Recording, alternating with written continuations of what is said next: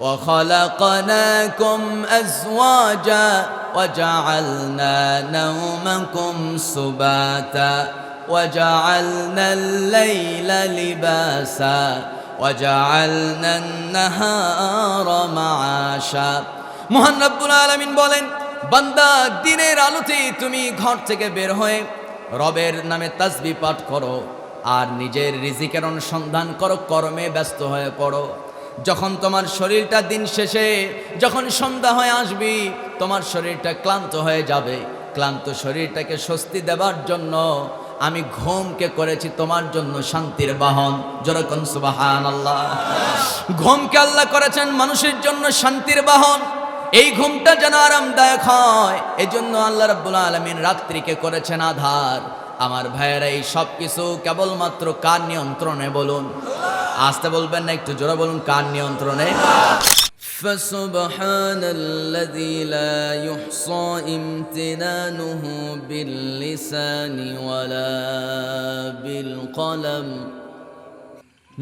نشهد أن لا إله إلا الله وحده لا شريك له ونشهد أن سيدنا وحبيبنا ومولانا محمدا عبده ورسوله الذي أرسله بالحق بشيرا ونذيرا وداعيا إلى الله بإذنه وسراجا وقمرا منيرا فقد قال الله تبارك وتعالى في كلامه المجيد وفرقانه الحميد সবাই বলুন আউযু বিল্লাহি মিনাশ শাইতানির রাজীম বিসমিল্লাহির রাহমানির রাহিম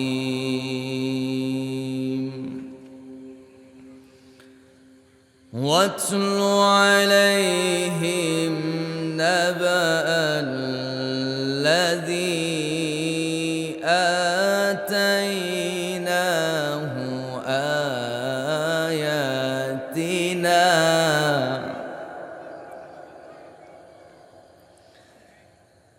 نبأ الذي آتيناه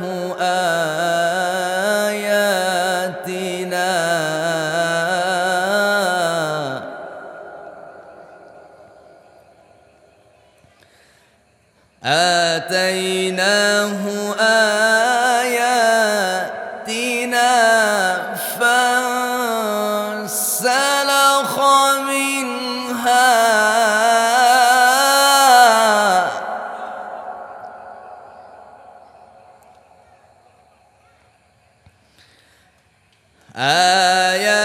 آياتنا فانسلخ منها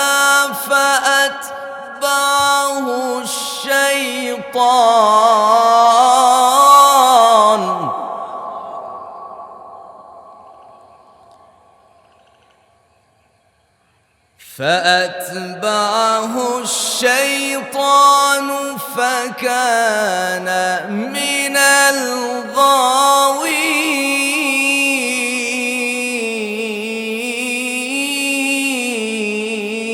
الغاوين فكان من الغاوين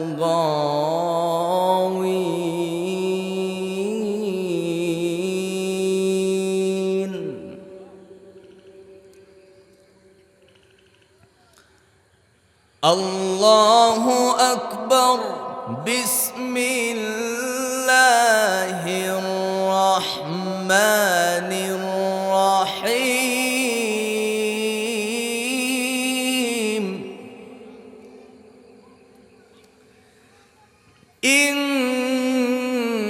الله وملائكته يصلون على النبي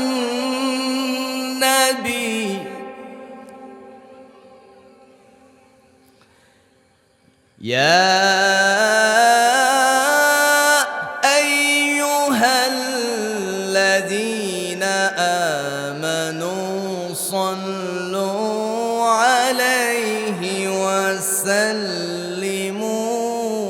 تسليما اللهم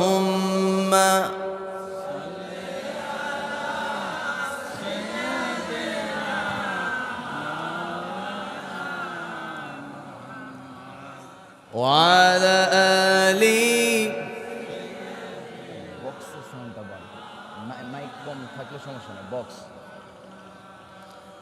সবাই বলুন আল্লাহুম্মা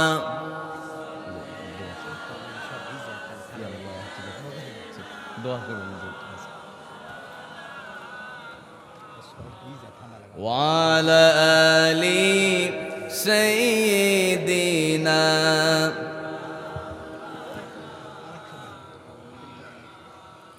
হে রাসূল তুমি যে আমার হৃদয় বাগে বুলবুল হে রাসূল তুমি যে আমার হৃদয় বাগে বুলবুল আল্লাহুম্মা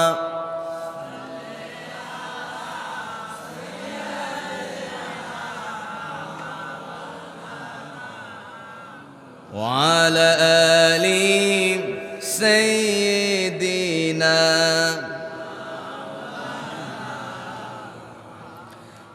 অমায়িক ব্যবহার যার মুখে আছে পৃথিবী ঋণী হয় ঠিক তার কাছে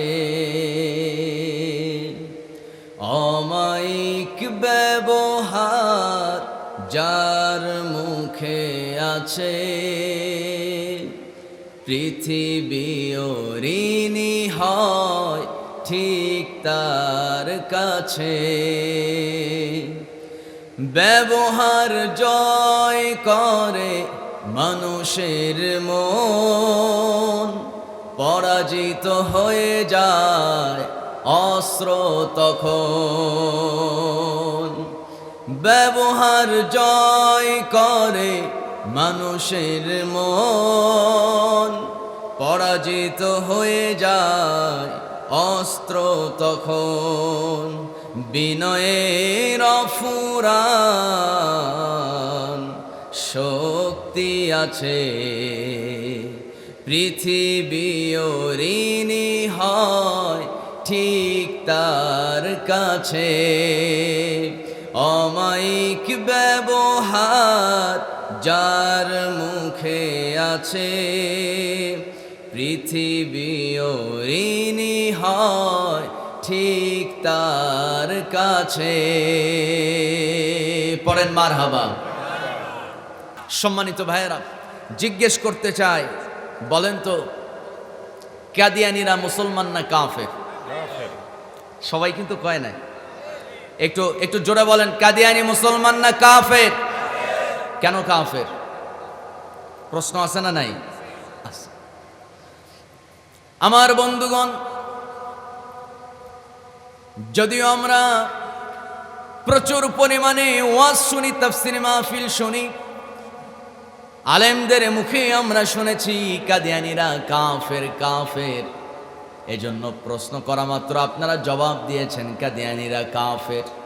কিন্তু কেন কাফের? কি জন্য কাফের? কোন কারণে কাফের? আল্লাহ রাব্বুল আলামিন সূরা আহজাবের ভিতরে দারুণ সুন্দর করে দুনিয়ার তামাম মানুষকে জানিয়েছেন। যদিও কাদিয়ানীরা এই কোরআনটাকে বিশ্বাস করে, কোরআনের বেশিরভাগ অংশ তারা মানলেও কোরআনে একটা মাত্র আয়াত তারা মানতে চায় না। আল্লাহ রাব্বুল আলামিন সেই বিষয়টাই তুলে ধরেছেন। যারা পারেন আমার সঙ্গে একটু ঠোঁট মিলিয়ে মিলিয়ে সবাই পড়ুন, খুবই কমন একটা আয়াত। আল্লাহ রাব্বুল আলামিন বলছেন, মা কানা মুহাম্মাদুন, বলেন না একটু, সহজ না এটা? সবাই বলেন, মা কানা মুহাম্মাদুন আবা আহাদিম মির রিজালিকুম ওয়ালাকিন রাসূলুল্লাহি ওয়া খাতামান নাবিয়্যিন ওয়া কানা আল্লাহু বিকুল্লি শাইইন আলিমা। জোরে বলুন আল্লাহু আকবার। মা কানা মুহাম্মদ, মুহাম্মদ কোন পুত্র সন্তানের পিতা নন। কথাটা কার? ওয়ালাকিন রাসূলুল্লাহ, তিনি আল্লাহর রাসূল।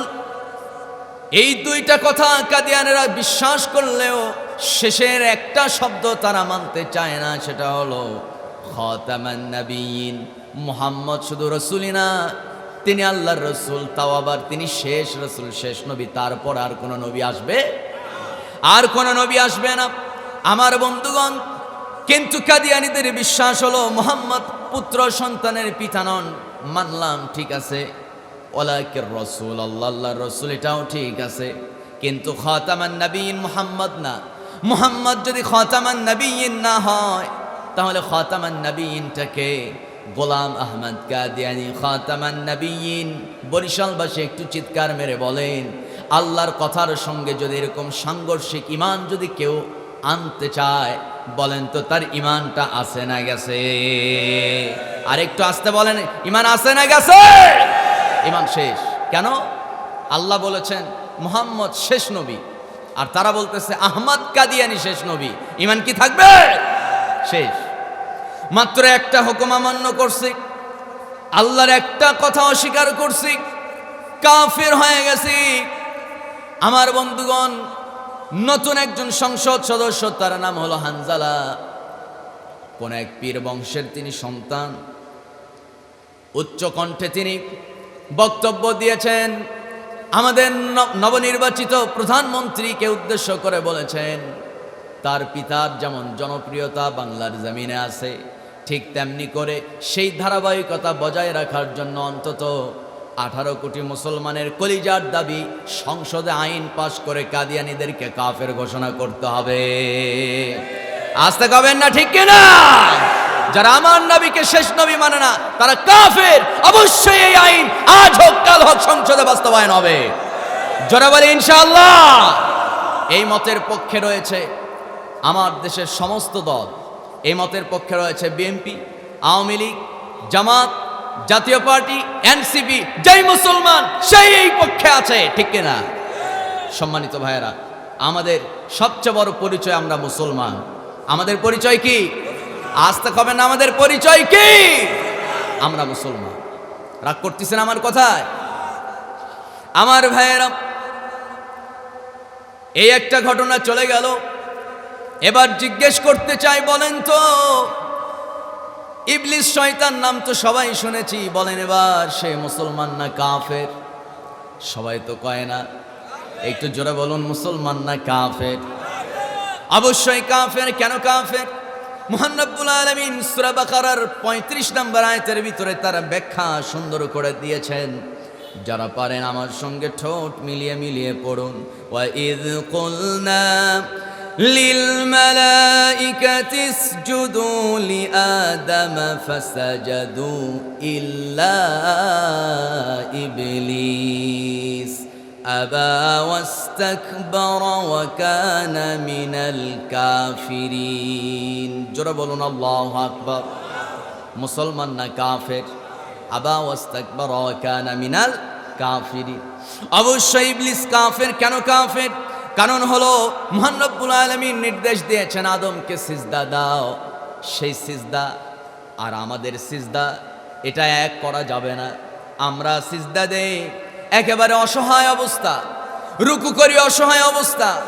রুকুতে যখন চলে যায় পায়ের উপরে ভর থাকে, তা আবার পায়ের গোড়ালির মধ্যে ভর দেই না, পায়ের আগার মধ্যে ভর চলে যায়।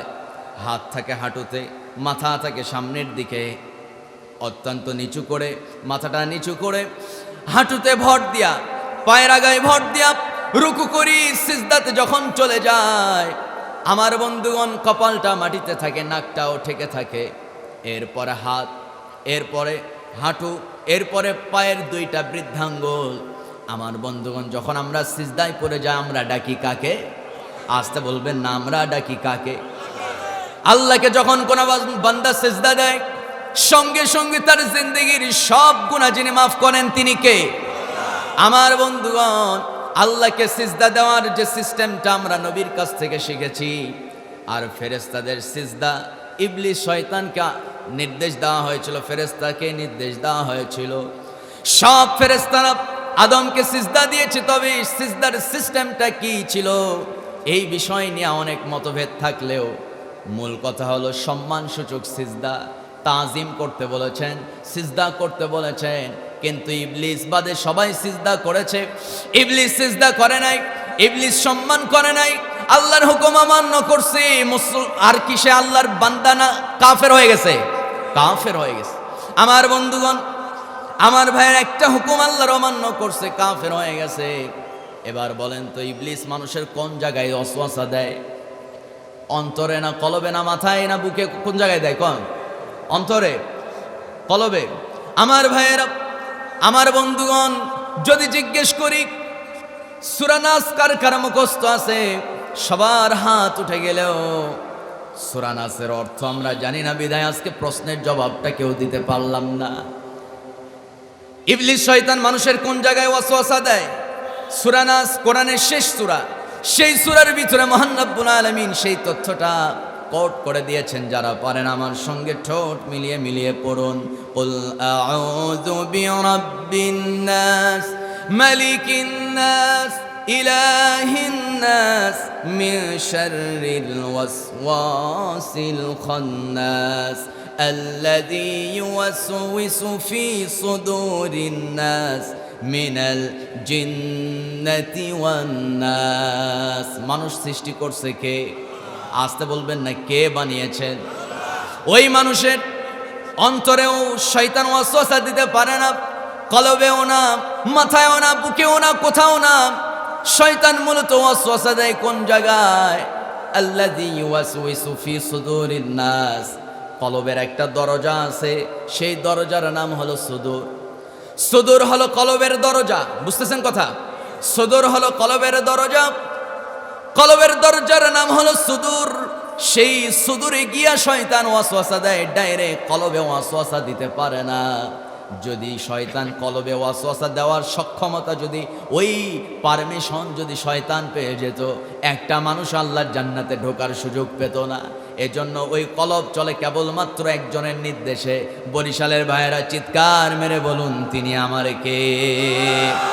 আমার বন্ধুগণ এবার কান লাগান, আল্লাহ রাব্বুল আলামিন বলছেন এই ইবলিস, তার একটা বরকতময় নাম ছিল।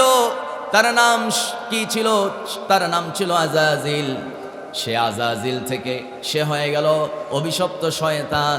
আমার বন্ধুগণ, আমার ভাইয়েরা, শয়তানের জন্য এখনো সুযোগ আছে তওবার। সুবহানাল্লাহ কবেন না? শুনতে অবাক লাগলো, তাই না? শয়তানের জন্য কিয়ামত পর্যন্ত তওবার সুযোগ আছে, কিন্তু আল্লাহ রাব্বুল আলামিন তার কপালে হেদায়েত দেয় নাই।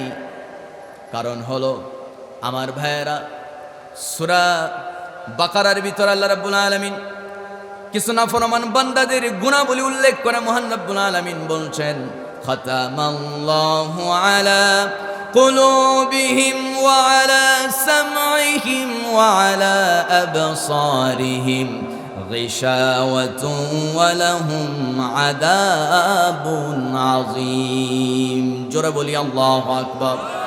আল্লাহ তাদের কলবটাকে মোহর মেরে দিয়েছেন, তালাবদ্ধ করে দিয়েছেন। তাদের চোখ আছে, কিন্তু ওই চোখ দিয়ে তারা ভালো কিছু দেখতে পারে না। কলব আছে ভালো কিছু, কলব দিয়ে তারা যাচাই বাছাই করতে পারে না।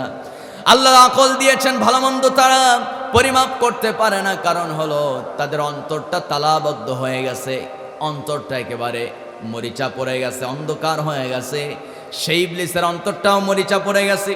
আমার বন্ধুগণ, আমার ভাইয়েরা, আমার নবীজি একবার ইবলিসকে বলতেছে, ইবলিস, আল্লাহ তো তোমার জন্য তওবার দরজা খোলা রাখছে। ইবলিস বলে, মুহাম্মদ বিন আব্দুল্লাহ, তুমি আল্লাহর রাসূল ঠিক আছে, কিন্তু আমার তওবার দরজা কেমনে খোলা একটু বলো। আমার নবীজি বলছেন, শোনো ইবলিস, আদম আলাইহিস সালামের কবরটা আজও আছে। যদি তুমি আদমের কবরে গিয়া যদি সিজদা দিতে পারো, কাজা সিজদা যদি আদায় করতে পারো, আল্লাহ তোমাকে মাফ করে দিবেন। জোরে কোন সুবহানাল্লাহ। ইবলিস জবাবে বলে, জেতা আদম রে সিজদা দেই নাই, মরা আদম রে কোন কারণে সিজদা দেমু? নাউজুবিল্লাহ কবেন না? আর একটু জোরে কোন নাউজুবিল্লাহ।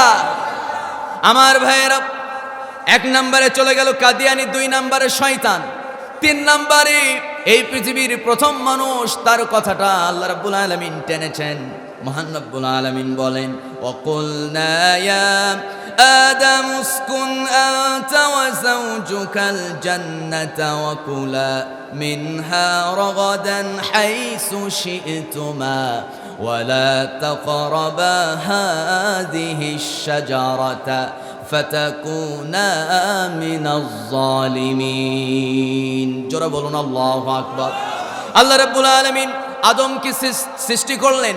আদম আলাইহিস সালামকে সৃষ্টি করার পর মহান রব্বুল আলামিন আদম আলাইহিস সালাতু ওয়াস সালামকে যে সৃষ্টি করেছেন, তার একটা গোপন একটা তথ্য না বললেই না, সেটা হলো আমরা দুনিয়াতে এসেছি, যখন দুনিয়াতে আমরা ভূমিষ্ঠ হয়েছে তখন কিন্তু আমরা সবাই অসহায় অবস্থা, দাঁড়াইতে পারি না, বসে থাকতে পারি না, ক্ষুধা লাগলে বলতে পারি না, নিজে খাইতে পারি না, পায়খানা পেশাব করলে নিজে পরিষ্কার করতে পারি না, অসহায় দুর্বল অবস্থায় দুনিয়াতে আমরা ভূমিষ্ঠ হয়েছি।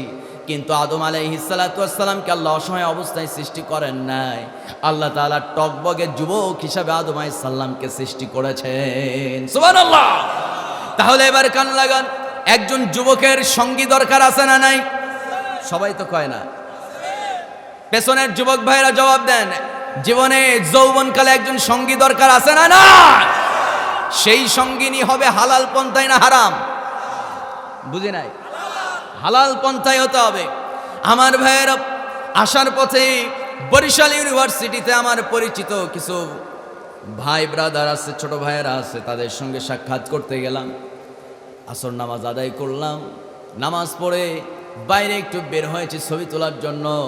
কিন্তু বের হয় যে ছবি তুলবো, সবাই মিলে একটু যে ছবি তুলবো, ওই সুযোগটাই নাই। কারণ হলো চারদিকে মানে অবৈধ কাপল চলাফেরা করতেছে। বুঝতেছেন কথা? আমার ভাইয়েরা, এই যুবক যুবতীদের অবৈধ হাত ধরে চলাফেরা বর্তমানে আমি লক্ষ্য করেছি কিছু কিছু আলিয়া মাদ্রাসায়, কিছু কিছু মাদ্রাসায় বিদায় অনুষ্ঠানে ছেলে মেয়ে একসঙ্গে হাত ধরে ছবি তুলছে। নাউজুবিল্লাহ কবেন না? আমি বলতে চাই, অবশ্যই গভর্নমেন্ট তাদের দৃষ্টিতে এটা পড়েছে, অবশ্যই ওই মাদ্রাসাগুলো সিলগালা করা দরকার। অবশ্যই মাদ্রাসাগুলোর শিক্ষকদেরকে বহিষ্কার করা দরকার। কেমন শিক্ষক হয়েছে তারা, তাদের ক্যাম্পাসে কেমনে এইভাবে অবৈধভাবে ছবি তোলে, ঠিক কিনা? সম্মানিত ভাইয়েরা, আমরা আমাদের সন্তানদেরকে উপযুক্ত সময়ে বিয়ে দিতে চাই না, অথচ তারা উপযুক্ত সময়ে যা কাম কুকাম সব করে ফেলে। বুঝতেছেন কথা? সমাজটা অন্ধকারে নিপতিত হয়ে গেছে। যে আমাদের এ অত্র এলাকার প্রতিনিধি, তিনি আপনাদের সামনে কথা বলেছেন, আমি তাকে পাশে নিয়ে আরেকটা কথা আপনাদেরকে বলতে চাই। সেটা হলো, বর্তমানে আমার দেশে আরেকটা অন্ধকার নেমে এসেছে। সেটা হলো, আমার দেশে কিছু কিছু অবিবাহিত যুবক আছে যারা, আমি এটা গোপন একটা সূত্রে জানতে পেরেছি, রিসেন্টলি জানতে পারলাম এই তথ্যটা, যে অনলাইনে একটা গ্রুপ আছে। অনলাইনে কি আছে? একটা গ্রুপ আছে। হোয়াটসঅ্যাপ বলেন, টেলিগ্রাম বলেন, ইমো বলেন, এগুলোতে একটা গ্রুপ আছে ফেসবুকে। সেই গ্রুপে ভার্সিটি বলেন আর স্কুল কলেজের মেয়ে বলেন, কিছু কিছু মেয়েরা টাকার বিনিময়ে 5 মিনিট শরীরটা, তার পুরো উলঙ্গ শরীরটা ভিডিও কলে আপনাকে দেখাবে, 200 টাকা দিতে হবে। জোরে কন নাউজুবিল্লাহ। অসংখ্য যুবক এই গোপন অন্ধকার গুনাহে লিপ্ত হয়ে পড়েছে মুসলমান।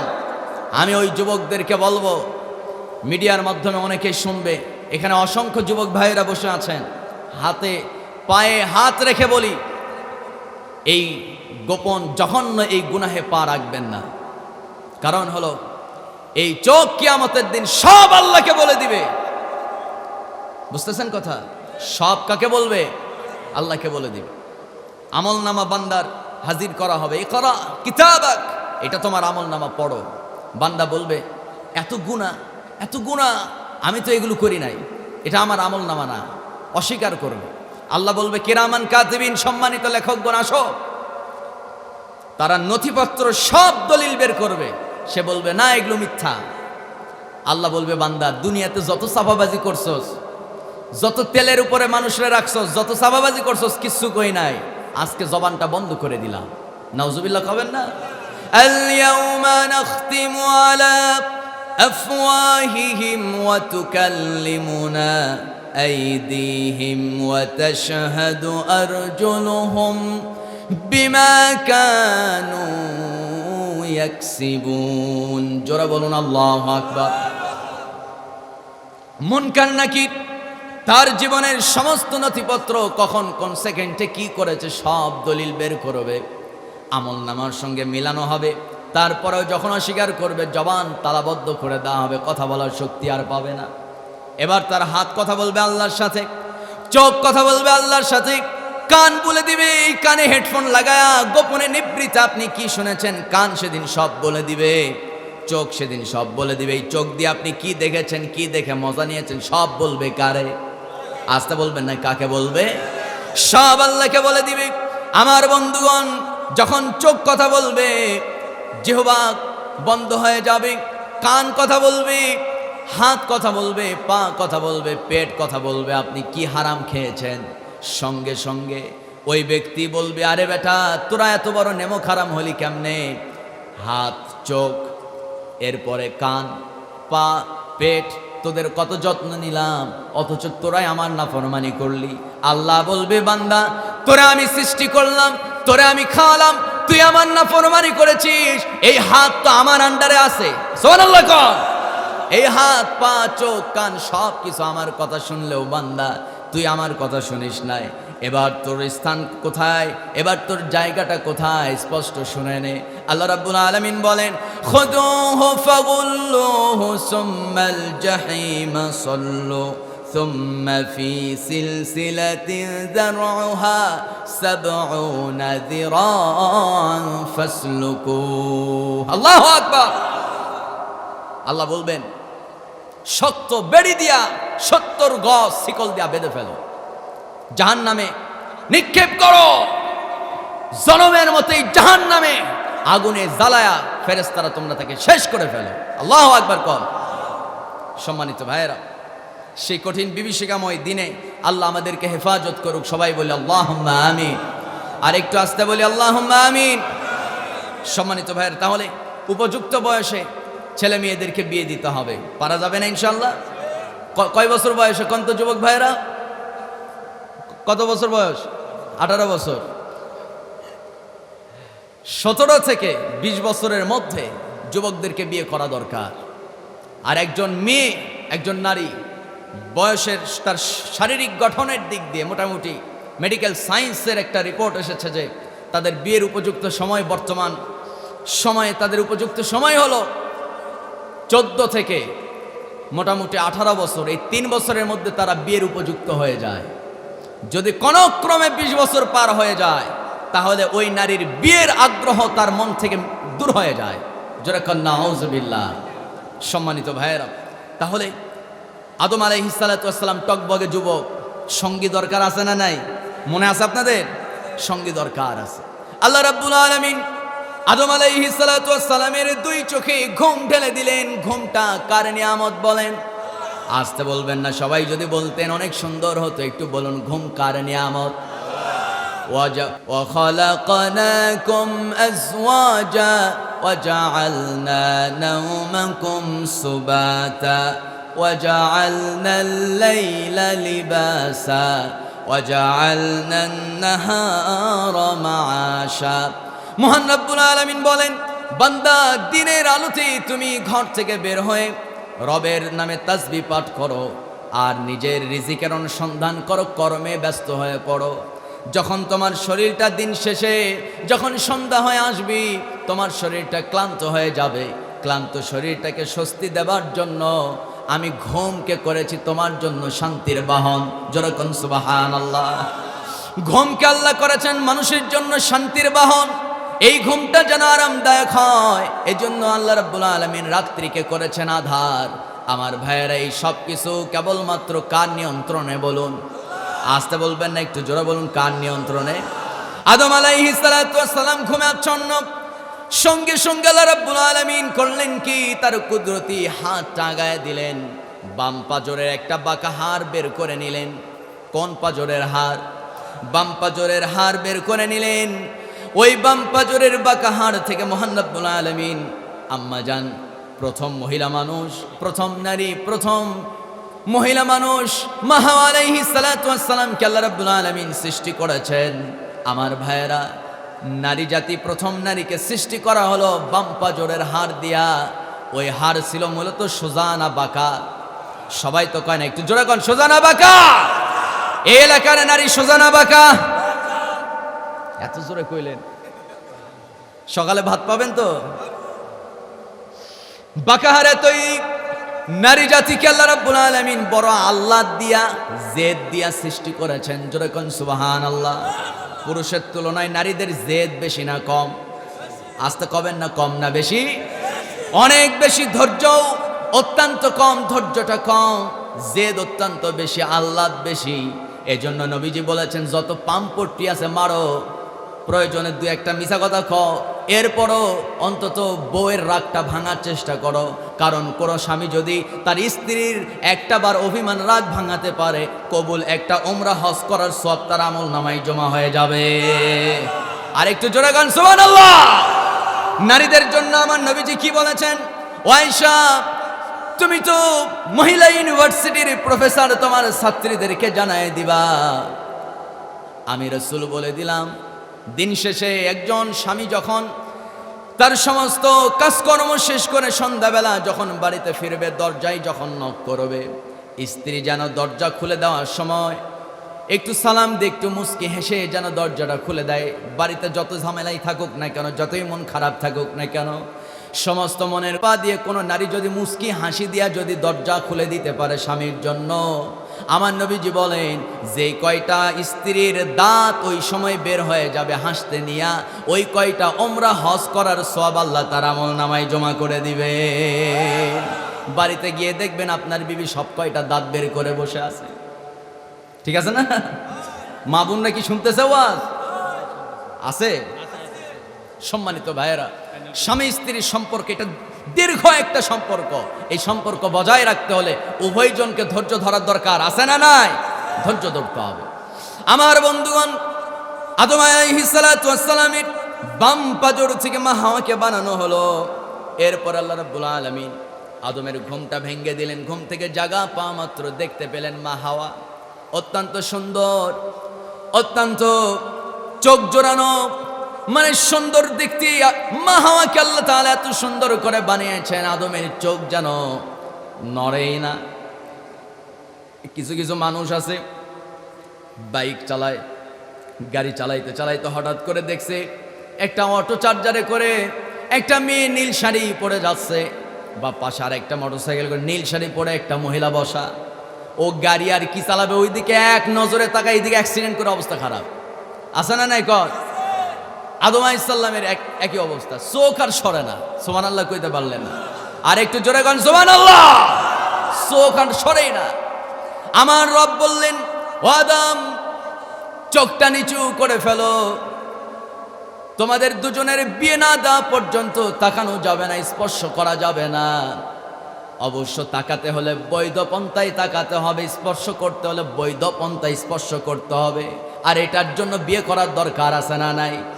আসতে বলবেন না, দরকার আছে না নাই? আল্লাহ রাব্বুল আলামিন নিজে বিয়ে পড়ায় দিলেন। মহান রাব্বুল আলামিন তিনি নিজেই খুতবা পড়ায় দিলেন, বিয়ে করায় দিলেন। এবার আল্লাহ রাব্বুল আলামিন নির্দেশ দিচ্ছেন, ওয়াকুলনা ইয়া آدم اسكن أنت وزوجك الجنة وكلا منها رغدا حيث شئتما ولا تقربا هذه الشجرة فتكونا من الظالمين জোরে বলুন আল্লাহু আকবার। আল্লাহ রাব্বুল আলামিন বলছেন, আদম হাওয়া দুজনকে আমি নির্দেশ দিলাম জান্নাতের ভিতরে প্রবেশ করো, আর ওই জান্নাতের ভিতরে থাকা অবস্থায় যা ইচ্ছা খাও, যেখানে ইচ্ছা ঘোরো, আনন্দ ফুর্তি করো, কিন্তু নিষিদ্ধ বৃক্ষের কাছেও যাওয়া যাবে না, ওই বৃক্ষের ফলও খাওয়া যাবে না। নির্দেশটা কার? নামাজের নির্দেশ আছে নাকি? নামাজ নাই, নামাজ নাই, রোজা নাই, দান সাদাকা নাই, হজ তো নাই, সুবহানাল্লাহ কোন? শুধুমাত্র একটাই হুকুম, কি হুকুম? নিষিদ্ধ বৃক্ষের কাছেও যাওয়া যাবে না। আল্লাহ রাব্বুল আলামিন দুনিয়াতে একটা নবী পাঠিয়েছিলেন, তার নাম হলো শুআয়ব আলাইহিস সালাম। হযরত শুআয়ব আলাইহিস সালামের উপরে আল্লাহ রাব্বুল আলামিন একটা বিধান দিয়েছিলেন। কি বিধান? মহান রাব্বুল আলামিন বলেন, وَإِذْ قُلْنَا وَإِلَى مَدْيَنَ أَخَاهُمْ شُعَيْبًا قَالَ يَا قَوْمِ اعْبُدُوا اللَّهَ مَا لَكُمْ مِنْ إِلَٰهٍ غَيْرُهُ জোরে বলুন আল্লাহু আকবার। আমার বন্ধুগণ, মাদিয়ান এই রাষ্ট্রের জন্য আল্লাহ রাব্বুল আলামিন হযরত শুআয়ব আলাইহিস সালামকে নবী হিসাবে পাঠিয়েছিলেন। শুআয়ব নবী ছিলেন মুসা নবীর শ্বশুর। কার শ্বশুর বলেন? মুসা নবীর শ্বশুর। শুআয়ব আলাইহিস সালাতু ওয়াস সালাম তার উম্মতের জন্য আল্লাহ নামাজ দেয় নাই, রোজা দেয় নাই, হজ দেয় নাই, যাকাত দেয় নাই, দান সাদাকা দেয় নাই। কি দিছে? শুধুমাত্র একটা মাত্র উটনি। সেই উটনিকে যে ব্যক্তি ভালোভাবে খাওয়াতে পারবে, সেবা যত্ন করতে পারবে, আল্লাহ তাকে জান্নাত দিয়ে দিবেন। জোরে কোন সুবহানাল্লাহ। আমার বন্ধুগণ, আদম আলাইহিস সালাম এবং মা হাওয়াকে জান্নাতের ভিতরে আল্লাহ রাব্বুল আলামিন প্রবেশ করালেন। একটা মাত্র হুকুম, নিষিদ্ধ বৃক্ষের কাছেও যাওয়া যাবে না, ওই বৃক্ষের ফলও খাওয়া যাবে না। কিছুদিন চলে যাওয়ার পর ওই যে ইবলিস শয়তান, যখন কিনা আল্লাহ রাব্বুল আলামিন বিরাট সম্মেলন ডাকলেন, সবাইকে সিজদা দেওয়ার নির্দেশ দিলেন, ইবলিস শুধু দেয় নাই, ওই মুহূর্তে ইবলিস আল্লাহকে একটা চ্যালেঞ্জ ছুড়ে দিয়েছিল। কি চ্যালেঞ্জ? সুম্মা বাসনাহুম মিন বাইনি আইদিহিম ওয়া মিন খালফিহিম ওয়া আন আইমানিহিম ওয়া আন শামাইলিহিম ওয়ালা তাজিদু আকসারুহুম শাকিরিন। জোরে বলুন আল্লাহু আকবার। আয় রব, আপনার অনুগত শুকরগুজার বান্দা যেগুলো আছে, এই বান্দাগুলোকে আমি পথভ্রষ্ট করব, তাদেরকে তোমার পথ থেকে তাদেরকে পদচ্যুত করে তাদেরকে আমি খারাপ পথে, আমার পথে, জাহান্নামের পথে চালাবো। আল্লাহ বলছেন, তুই একা একা চ্যালেঞ্জ ছুড়ে মারবি, আমি চুপ থাকবো নাকি? ইয়া ইবাদিয়াল্লাযীনা আসরাফু আলা আনফুসিহিম লা তাকনাতু মির রাহমাতিল্লাহ। জোরে বলি আল্লাহু আকবার। আল্লাহ বলছেন, ইবলিসে, আমার বান্দাকে 10 বছর, 20 বছর, 60 বছর তোর ভ্রান্ত পথে, জাহান্নামের পথে চালাবি। আমার বান্দা কোন একদিন কোরআনের আলোয় আলোকিত হয়ে, কোরআনের কথা শুনে নিজের ভুলগুলো বুঝতে পেয়ে যখন বান্দা চোখের পানি ফেলে, একটা বার অন্তত আমার কাছে মাফ চাবে, তোর 10 বছরের, 20 বছরের, 50 বছরের সাধনা আমি এক ফোঁটা চোখের পানির বরকতে সব ভ্যানিশ করে দিব। চিল্লায় কোন আল্লাহু আকবার। আল্লাহর চেয়ে দয়াবান আর কেউ আছে নাকি? কম। সবাই তো কয় না আল্লাহর চেয়ে দয়াবান আর কেউ আছে নাকি? বলেন। আমার বন্ধুগণ, গণ অভ্যুত্থানের যারা দোষী, জুলাই আগস্টের যারা অপরাধী, আমার বন্ধুগণ, এই অপরাধীরা জেলখানায় বন্দী আছে, তাদেরকে যদি মাফ করে দেওয়া হয়, ক্ষমা করে দিয়ে জেল থেকে যদি বের করে দেওয়া হয়, তাহলে অবশ্যই তাদেরকে জবাবদিহি করতে হবে কিনা? বলেন। অবশ্যই জবাবদিহি করতে হবে। কিন্তু আল্লাহ রাব্বুল আলামিন যদি কাউকে মাফ করতে চান, আল্লাহর জবাব নেওয়ার জন্য এরকম কি কোনো শক্তিধর পৃথিবীতে আর কেউ আছে নাকি? আল্লাহ যদি কাউকে মাফ করতে চান, কারো কাছে জবাবদিহি করা লাগবে নাকি? বলেন। কোনো জবাবদিহি করতে হবে না, কারণ মহান রাব্বুল আলামিন তিনি তো সুপ্রিম পাওয়ারের অধিকারী। হুয়াল আউয়ালু ওয়াল আখিরু ওয়াজ যাহিরু ওয়াল বাতিন ওয়া হুয়া বিকুল্লি শাইইন আলীম। তিনি প্রথম, তিনি শেষ, তিনি প্রকাশ্য, তিনি গোপন, সমস্ত ক্ষমতার একাচ্ছত্র অধিকারী, সমস্ত সুপ্রিম পাওয়ার কেবলমাত্র একজনের হাতে। চিৎকার মেরে বলুন, তিনি আমার কে? আরো জোরে বলেন, হাত তুলে কে? সবার উইকেট পড়ে, সবার পতন হয়। আমার আল্লাহর কোনো পতন আছে নাকি? আসতে কমেন, কোনো পতন আছে? কোনো পতন নাই। সেই মহান শক্তিধর রবের গোলাম হওয়ার দরকার আছে না নাই? সম্মানিত ভাইয়েরা, আদম আলাইহিস সালাতু ওয়াস সালাম তার বিবিকে নিয়ে জান্নাতে আছে। ইবলিস তার মিশন তো চালু রাখতে হবে। তার মিশন চালু রাখার জন্য আদমের কাছে যায় না, কারণ আদম তো আল্লামা আদমাল আসমা কুল্লাহা। আল্লাহ তাআলা পৃথিবীর সমস্ত মানুষের মধ্য থেকে নবী ব্যতীত, আমাদের নবী ব্যতীত সমস্ত মানুষ, সমস্ত নবীকে আল্লাহ তাআলা এই যে দুনিয়াতে পাঠিয়েছেন, সবার মধ্য থেকে শ্রেষ্ঠ জ্ঞানী হলো হযরত আদম আলাইহিস সালাম। জোরে কোন সুবহানাল্লাহ। সে আদম জ্ঞানী মানুষ, জ্ঞানী মানুষের কাছে ইবলিস যাইতে একটু ভয় পায়। বুঝতেছেন কথা? আদম আলাইহিস সালামের কাছে যায় নাই, গেছে মা হাওয়ার কাছে। কার কাছে গেছে? মুরব্বী বাবাজিদের কাছে। ছোটবেলায় শুনতাম, আমার দাদার কাছে অন্তত শুনেছি। এই এলাকায় কথা চালু আছে কিনা জানি না, একটু কান লাগান। পুরুষ কি বলে, মহিলা মানুষের বুদ্ধি নাকি থাকে পুরুষ মানুষের হাঁটুর তলায়। শুনছেন নাকি আপনারা? এই কথা কি বাস্তব? কিছু কিছু জায়গায় বাস্তব। আবার মহিলা মানুষকে, নারীদেরকে আবার অবজ্ঞা করা যাবে না। নবীজি বলেছেন ওই পরিবারটাই বরকতময় যেই পরিবারে স্বামী স্ত্রী দুজন পরামর্শের ভিত্তিতে সিদ্ধান্ত নেয়। জোরে কোন সুবহানাল্লাহ। স্বামী স্ত্রী দুজন পরামর্শের ভিত্তিতে যা সিদ্ধান্ত নিবে আল্লাহ তাআলা সেখানে বরকত দিবেন। সুবহানাল্লাহ বলবেন না? অনেক স্বামী আছে স্ত্রীর সঙ্গে পরামর্শ করতেই চায় না। পরামর্শ করে কার সঙ্গে জানেন? বোনের সঙ্গে। কার সাথে? বোনের তো একটা ফ্যামিলি আছে, তোমার বোনের দুলাভাই আছে, বোনের জামাই আছে, তার সাথে সে পরামর্শ করবে। তোমার পরিবারের ব্যক্তিগত পরামর্শ তোমার বইয়ের সঙ্গে করতে হবে, ঠিক কিনা? ওই জায়গায় বোনকে ঢোকানো যাবে না। সম্মানিত ভাইয়েরা, সম্মানিত বন্ধুগণ, বোন বোনের জায়গায়, বাপ মা বাপ মার জায়গায়, স্ত্রী স্ত্রীর জায়গায়। অনেকে শুধু মায়ের ওয়াজ করে মাকে অনেক উপরে তুলে দেয়। হ্যাঁ, মায়ের সম্মান সবচাইতে সবচাইতে সবার উপরে।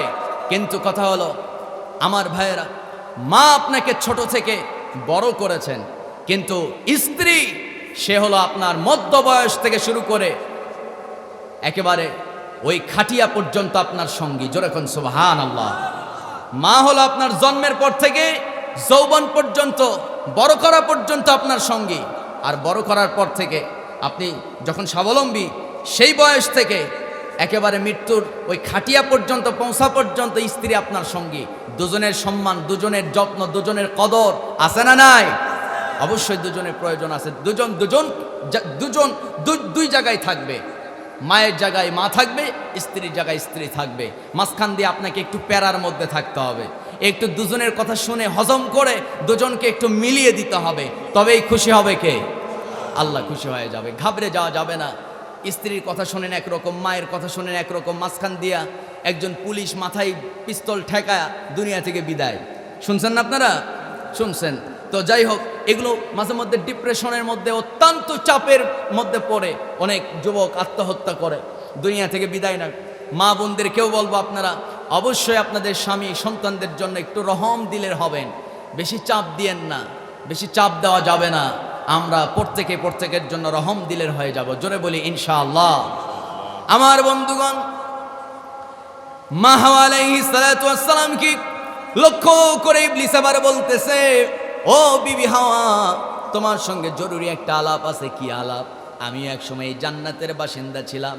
আমার একজন অপরিচিত এক ব্যক্তি এসে আমাকে একদিন বলল, এই নিষিদ্ধ বৃক্ষের ফলটা খেয়ে ফেলো, যদি না খাও, জীবনে যদি দুই একটা ভুল ত্রুটি করে ফেলো, আল্লাহ তোমাকে জান্নাত থেকে বের করে দিবে না।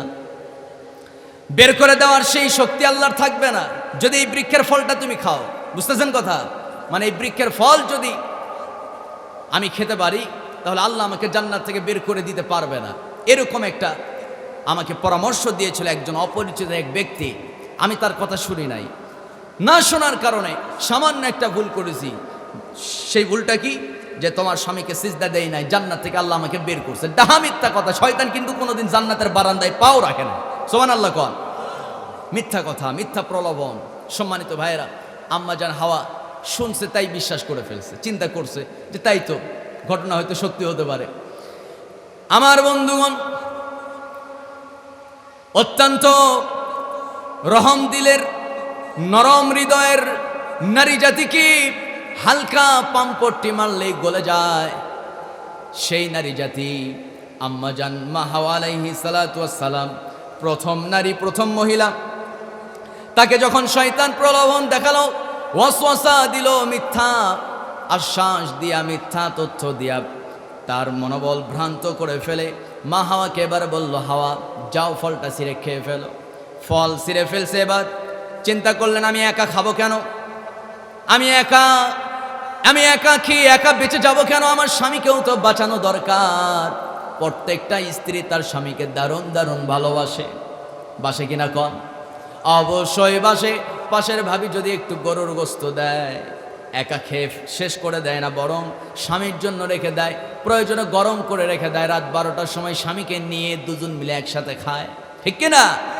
আমার বন্ধুগণ, মা হাওয়া আলাইহিস সালাতু ওয়াস সালাম চিন্তা করলেন, আমি একা খাবো কেন? দুইটা ফল নিয়ে স্বামীর জন্য, আমার বন্ধুগণ, দুইটা ফল নিয়ে রওনা করলেন। পথের মধ্যে ইবলিস আবার বাধা দিয়ে বলল, মা হাওয়া সর্বনাশ, এই তাজা ফল যদি আদমের সামনে যদি তুমি উপস্থিত করে ফেলো, আদমের সামনে যদি তুমি দিয়ে দাও, এই ফল দেখা মাত্র সে তো জবর ঘাটতে, আল্লাহর হুকুম ছাড়া সে অন্য কারো হুকুম মানবে না। অবশ্যই আল্লাহর হুকুম মানার ক্ষেত্রে সে অত্যন্ত জবরদস্ত, অত্যন্ত ইস্তেকামত। ও বিবি হাওয়া, এক কাজ করো, এই ফলটা চিপা রস বানায় একটা পেয়ালার মধ্যে করে নিয়ে যাও, তোমার স্বামী টের পাবে না এটা কিসের ফলের রস। তাই করা হলো, চিপা রস বানায় দুইটা পেয়ালার মধ্যে করে নেওয়া হলো। আদম আলাইহিস সালামের কাছে নিয়ে গেলেন, দুজন মিলে বিসমিল্লাহ কয়া পান করলেন।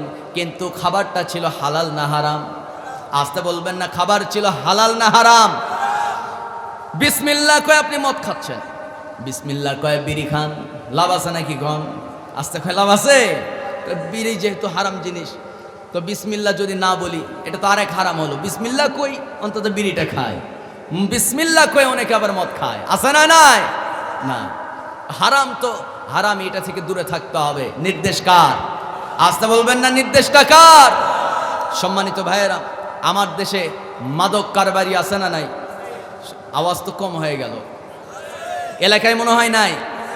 যুবক ভাইদের আমি জবাব শুনতে চাই, যুবক ভাইরা জবাব দেন, এলাকায় মাদক কারবারি আছে না নাই? কম না বেশি? মদ খাইছেন জীবনে কারা কারা দেখি তো? কেউ হাত তুলবে না। নাই, এলাকায় নাই না? গাঞ্জা আছে, গাঞ্জা আছে না নাই? ট্যাবলেট আছে তো।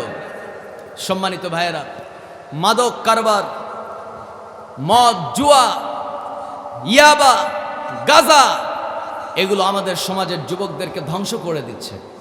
সম্মানিত ভাইয়েরা, আমরা আমাদের জায়গা থেকে বর্তমান সরকারকে উদারতা আহ্বান জানাবো, আল্লাহর কোরআনে আইন দিয়ে অন্তত ধর্ষকের বিচার আর মাদক কারবারি বন্ধ করে দিতে হবে। আসতে বলবেন না, ঠিক কিনা? অন্তত এই দুইটা বিধান চালু হয়ে গেলে আমার দেশ সোনার দেশ হয়ে যাবে মুসলমান। সম্মানিত বন্ধুগণ, অবশ্যই আজ হোক কাল হোক মদের বিরুদ্ধে আইন পাশ হবে, জোরে বলি ইনশাআল্লাহ। অবশ্যই আমার দেশে আজ হোক কাল হোক ধর্ষকদের বিচার কোরআন দিয়েই হবে, জোরে বলি ইনশাআল্লাহ। আরো জোরে বলি ইনশাআল্লাহ। আমি তো বলি আল্লাহর বিধান সবাই চায়, সবাই চায়, কিন্তু বিরাট একটা শক্তি আমার দেশে থাবা দিয়ে আছে, তারা বাস্তবায়ন হতে দিচ্ছে না মুসলমান, ঠিক কিনা? একটা বহির্বিশ্বের একটা থাবা আমার দেশকে গ্রাস করে রেখেছে। অবশ্যই এর মোকাবেলা আমাদেরকে সামনের দিনে করতে হবে, ঠিক কিনা?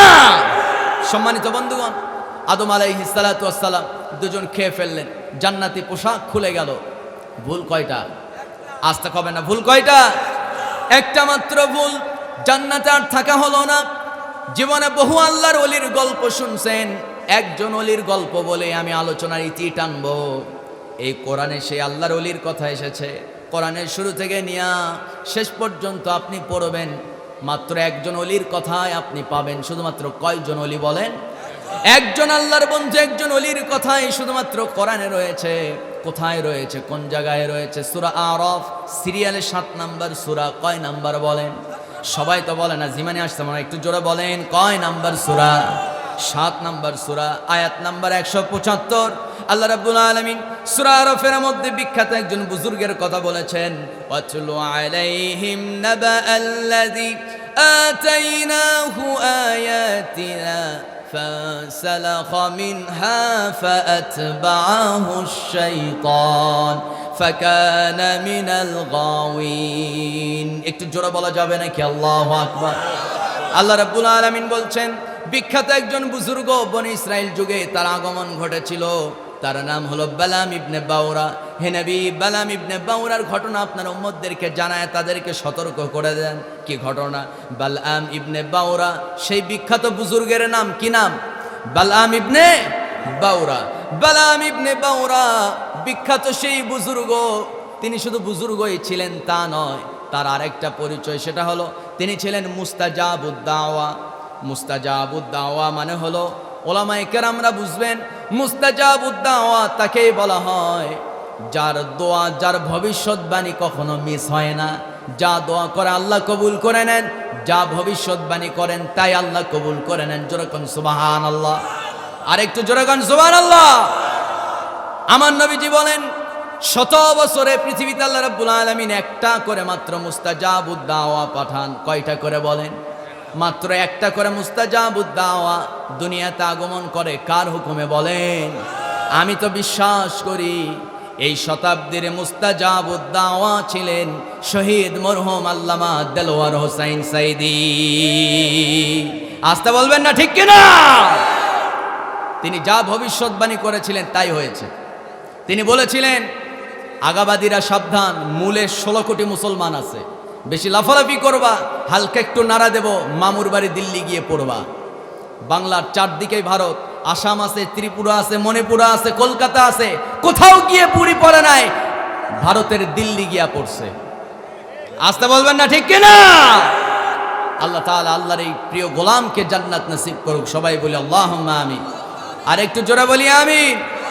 মুস্তাজাবুদ দাওয়া বালাম ইবনে বাউরা জীবনে যা দোয়া করছে আল্লাহ কবুল করে নিয়েছেন।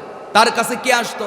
ওয়ালাউ শি'না লারাফানাহু বিহা ওয়ালাকিন্নাহু আখলাদা ইলাল আরদি ওয়াত্তাবা'a হাওয়া ফামাসালুহু কামাসালিল কালব ইন তাহমিল আলাইহি ইয়ালহাস আও তাতরুকুহু ইয়ালহাস ذلك مثل القوم الذين كذبوا بآياتنا।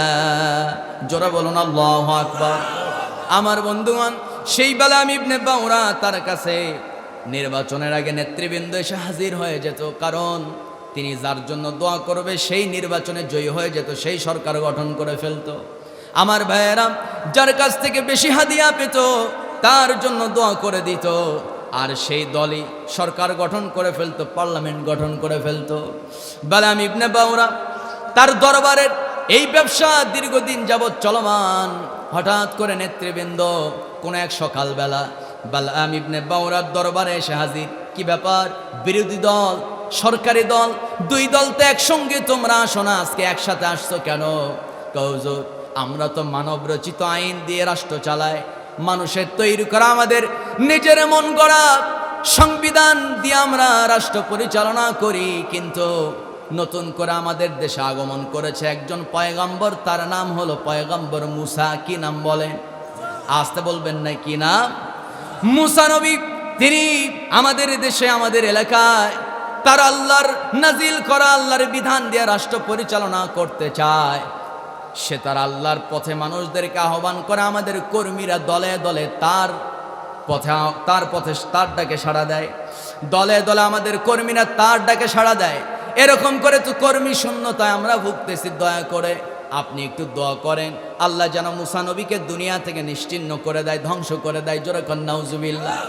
আমার বন্ধুগণ, আমার ভাইয়েরা, বালাম ইবনে বাউরার কাছে আসছে, কারণ হলো তিনি যার জন্য যা দোয়া করতেন তাই কবুল করে নিতেন। যিনি, তিনি আমার কে? বালাম ইবনে বাউরা। তার আর একটা পরিচয় হলো, তার হাতে হাত রেখে কয়েক হাজার মানুষ, কয়েক হাজার বনি ইসরায়েলের মূর্তি পূজকরা কালেমা পড়ে ইসলাম পর্যন্ত গ্রহণ করেছিল। এত বড় বিখ্যাত একজন বুজুর্গ, তিনি এবার মনে মনে চিন্তা করছেন, মুসার বিরুদ্ধে যদি দোয়া করি আর যদি কাম হয়ে যায়, যদি আল্লাহ তাকে আমার দোয়া কবুল করে তাকে যদি ধ্বংস করে দেয়, অন্তত তার অনুসারী যারা আছে, তার উম্মত যারা আছে, তারাও আমার দরবারে চলে আসবে, ব্যবসা জমজমাট, বুঝতেছেন কথা? আমার দরবারে হাদিয়ার সংখ্যা বেড়ে যাবে।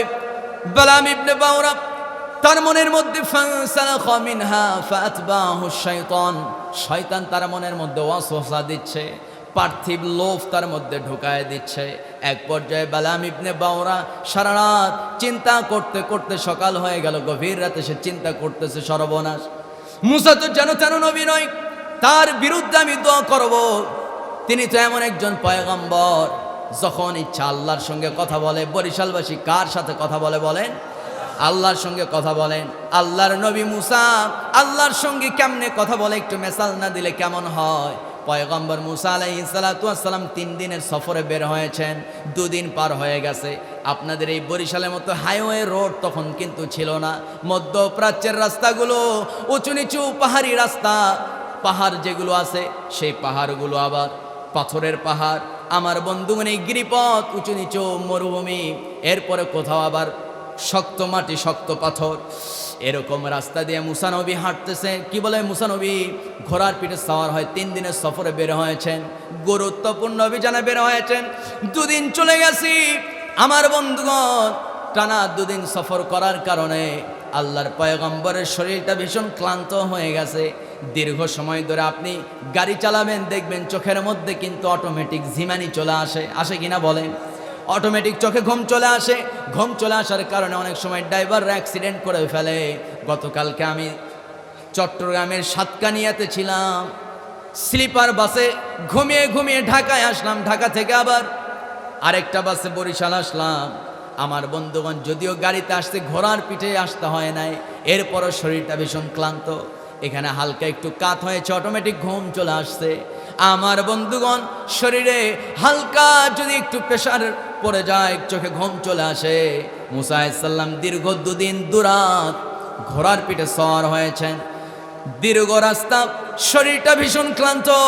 পয়গম্বর মুসা আলাইহিস সালাতু ওয়াস সালাম বারবার ঘোড়ার পিঠ থেকে পড়ে যেতে লাগতেছেন। বিরক্ত হয়ে আল্লাহকে প্রশ্ন করলেন, আল্লাহ, আমার শরীর না হয় ক্লান্ত, 2 দিন যাবৎ সফর করতেছি, এই জন্য ঝিমানি চলে আসে, ঘুমে চোখে ঘুম চলে আসে। জিজ্ঞেস করতে চায়, ও গো রব, তোমার চোখে কি ঘুম নেই নাকি? জোরে কোন সুবহানাল্লাহ। জিজ্ঞেস করছে কাকে? সবাই তো কয় না, একটু জোরে কোন, জিজ্ঞেস করছে কাকে? আল্লাহকে জিজ্ঞেস করছে, আল্লাহ তোমার ঘুম আছে না নাই? আল্লাহ কয়, মুসা ঘোড়ার পিঠ থেকে নামো। আল্লাহ, আমি জিজ্ঞেস করছি ঘুম আছে না নাই, হ্যাঁ না কইলেই তো উত্তর হয়ে যায়। আবার ঘোড়ার পিঠ থেকে নামতে হবে কেন? ঘোড়ার পিঠ থেকে নামার জন্য কিন্তু একটা শক্তি দরকার আছে, আবার ওই পিঠে ঘোড়ার পিঠে ওঠার জন্য কিন্তু আবার আরেকটা শক্তি দরকার আছে, আছে না নাই? আল্লাহ বলছেন ঘোড়ার পিঠ থেকে নামো। ঘোড়ার গলায় যে 2টা থলে ঝুলানো আছে, ওই ঝুলি বা থলের ভিতরে তোমার শ্বশুরের দেওয়া কাচের গ্লাসটা বের করো। ওই কাচের গ্লাসে মশ থেকে পানি ঢেলে, গ্লাস ভর্তি, কি বলে, পানি ভর্তি গ্লাসটা নিয়ে দাঁড়িয়ে যাও।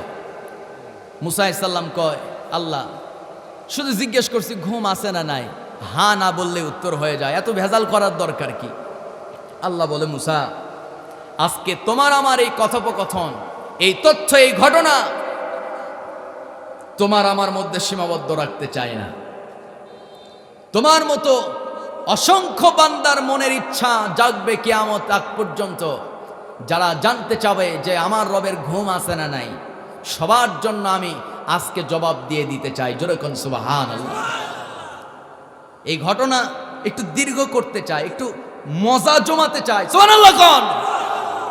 মুসা আলাইহিস সালাম এবার এই কথা শোনা মাত্র আনন্দে একেবারে ঘোড়ার পিঠ থেকে 1 লাফ দিয়া নেমে পড়ছে, সুবহানাল্লাহ।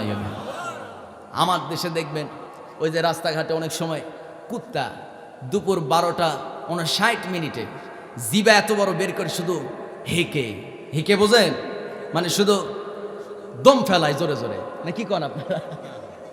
এত বড় জিবা বের করে শুধু শুধু হেঁকে। যেই 59 পার হয়ে 1 মিনিট পার হয়ে যেই 1টা বেজে গেছে, মুয়াজ্জিন আজান দেওয়া শুরু করছে, আল্লাহু আকবার, আল্লাহু আকবার, আজান শুরু হয়ে গেছে। আজান শোনা মাত্র যে একটু আগে সিটপাটাং হয়ে জিবা বের করে শুরু করে দিছে, ওই কুত্তা একটু কোমর পেঁয়াজ দিয়ে একেবারে ঘেউ শুরু করে দেয়, আছে না নাই কন? কেন? কারণ কুত্তা দেখতে পায় আল্লাহু আকবার, এই আওয়াজটা যতদূর পর্যন্ত যাচ্ছে শয়তান দল ধরে পালায়, দৌড়ে পালায় যায়। সুবহানাল্লাহ কন। ওই শয়তান পালিয়ে যাওয়ার দৃশ্য দেখে আনন্দে সে তার ভাষায় তাদেরকে গালিগালাজ করে। আল্লাহু আকবার। সম্মানিত ভাইয়েরা, ঠিক তেমনি করে ওই কুত্তার মতো আমার দেশেও দুপাওয়া কিছু কুত্তা আছে। আল্লাহু আকবার তাকবীর শুনলে তাদের গায়ে জ্বালা পোড়া শুরু হয়। আসতে কবেন না, আছে না নাই? সম্মানিত বন্ধুগণ, মুসা আলাইহিস সালাম আনন্দে লাফ মেরে ঘোড়ার পিঠ থেকে নামলেন, কাচের গ্লাসটা হাতে নিলেন, মস্ক খুলে পানি ঢাললেন। মস্ক চিনেন তো আপনারা, বুঝেন তো? জি। পানি ঢেলে এবার দাঁড়ায় আছে, আল্লাহকে বলতেছে, আল্লাহ আমার কাজ শেষ, এবার তোমার কাজ শুরু করো। আল্লাহ রাব্বুল আলামিন বলছেন, মুসা তোমার কাজ শেষ হয়েছে, আমার কাজ শুরু। একটু বড্ড বেশি কথা বলে, একটু মুখটা বন্ধ করা যায় না নাকি? খুব কথা বলতেন মুসা আলাইহিস সালাম। এবার মুসা আলাইহিস সালাম চুপ মেরে আছে। আল্লাহ বলেন, যা ঘুম মুসারে ধর। যেই না ঘুম মুসা আলাইহিস সালাম রে ধরছে, কাচের গ্লাস, হাতে থাকা কাচের গ্লাসটা নিয়ন্ত্রণের বাইরে চলে গেছে, গ্লাসটা পড়ে ফেটে গেছে। গ্লাস ভাঙ্গার শব্দে আটকে উঠি তিনি ঘুম থেকে জাগা পেলেন। সর্বনাশ, কখন ঘুম চলে আসলো, গ্লাসটা ভেঙে গেল। এবার আল্লাহকে বলতেছে, আল্লাহ এই গ্লাস যদি আমার বউ না দেখতে পায়, আমার বউরে কি জবাব দিব? এরকম কিছু বউয়ের ভয়ে কিছু মানুষ থাকে কিনা কন? শ্বশুর বাড়ির কিছু জিনিস যদি জামাই ক্ষতি করে ফেলে, একটু ভেঙে ফেলে, এর জবাব 10 বছর ধরে দেওয়া লাগে। ঠিক আছে কিনা? তুমি আমার ওইটা নষ্ট করছিলে, আমার নানা দিছিল, আমার বাপ দিছিল, এটা শেষ করছো। ঠিক আছে কিনা? তো মুসা আলাইহিস সালাম তিনি ভয় পেয়ে গেছে, সর্বনাশ, আমার শ্বশুর দিছিল এই গ্লাস ভেঙে গেছে, বউরে কি জবাব দিব? আল্লাহর কয়, আল্লাহ আমার বউরে কি জবাব দিব? সুবহানাল্লাহ কর। আল্লাহ বলে, মুসা তোমার বউয়ের কাছে গিয়ে আজকের এই ঘটনা খুলে বলবা, দারুণ খুশি হয়ে যাবে। আল্লাহ রাব্বুল আলামিন বলেন, মুসা এই যে ঘুম তোমার চোখে চলে আসলো, কাচের গ্লাসটা তুমি ধরে রাখতে পারলে না। যদি তোমার রবের ঘুম থাকতো, তাহলে তোমার রব এই দুনিয়াটা কেমনে পরিচালনা করত? যেরকম সুবহানাল্লাহ। তোমার রবের কোনো ঘুম নাই। যখন বাংলাদেশে রাত, তখন ইউরোপিয়ান রাষ্ট্রগুলোতে দিন। ওখানে যখন রাত হয়, বাংলাদেশে তখন দিন, এশিয়া মহাদেশে তখন দিন হয়। আমার বন্ধুগণ, আল্লাহ যদি দিনের বেলা যদি আমাদের সঙ্গে জেগে থাকতো, রাতের বেলা যদি ঘুমাতো, তাহলে ইউরোপিয়ান রাষ্ট্রগুলো শেষ হয়ে যেত। ঠিক কিনা বলেন?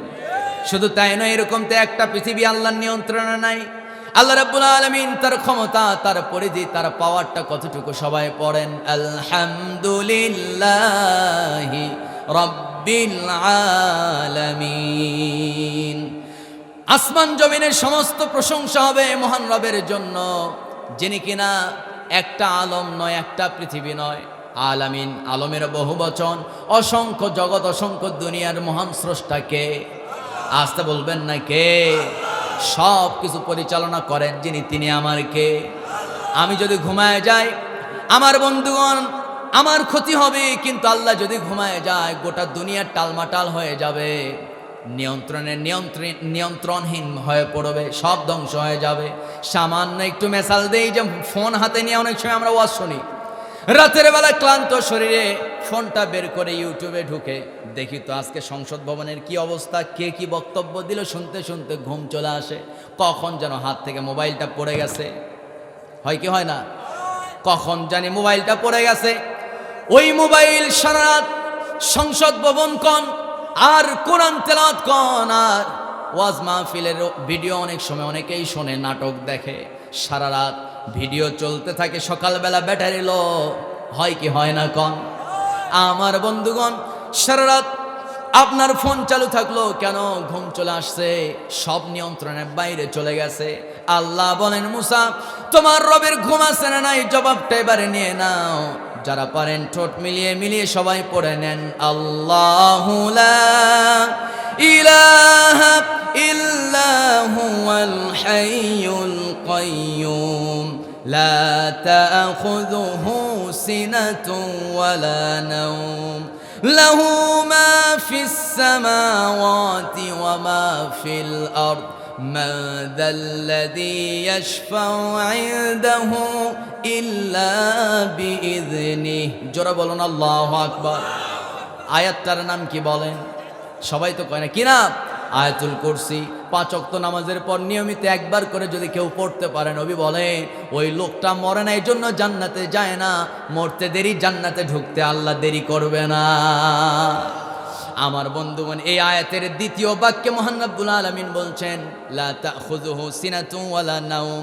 ও মুসা, তোমার রব তো এমন একজন মহান সত্তা যার চোখে কোনো ঘুম নাই, শরীরে কোনো ঝিমানি নাই।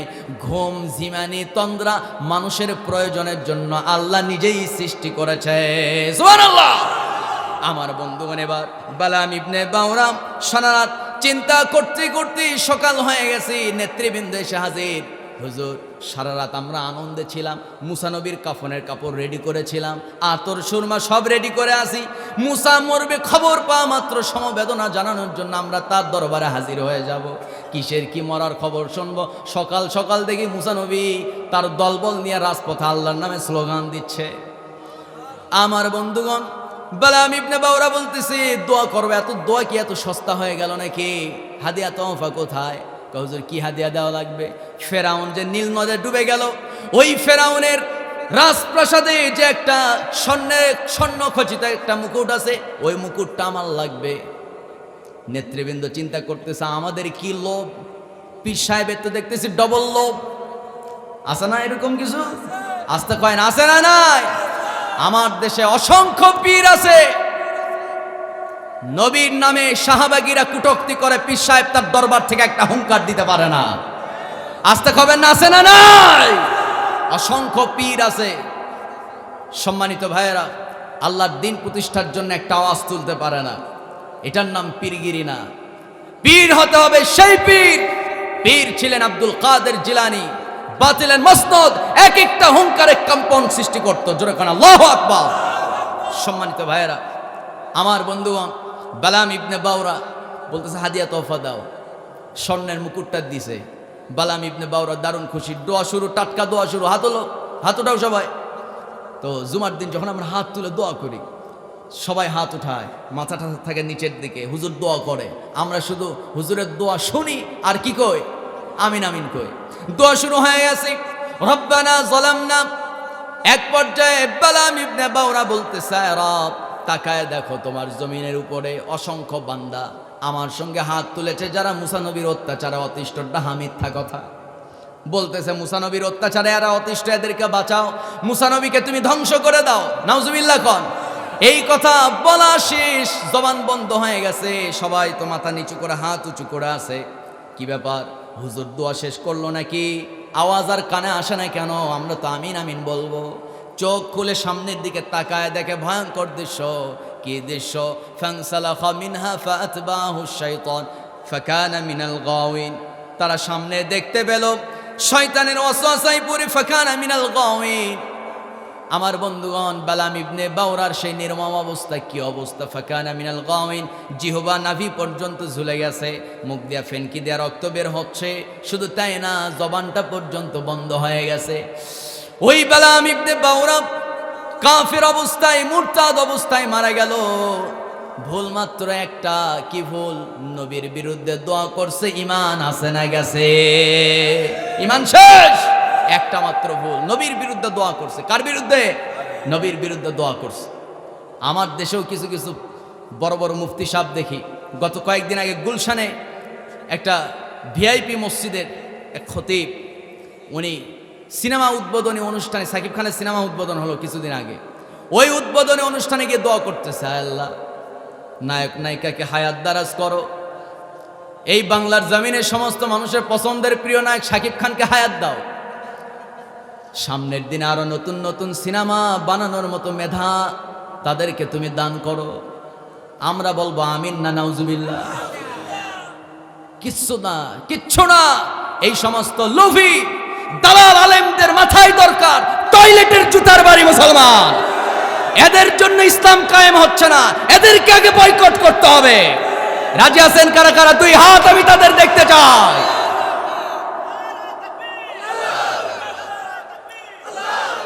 আল্লাহ আমাদের হাতগুলো কবুল করো। জোরে কোন আল্লাহুম্মা আমিন। রাত 12টা পার হয়ে গেছে, আলোচনা আরো চালাবো? চলো হুজুর মরু, হুজুরও বাসু। সম্মানিত ভাইয়েরা, অনেক রাত হয়ে গেছে।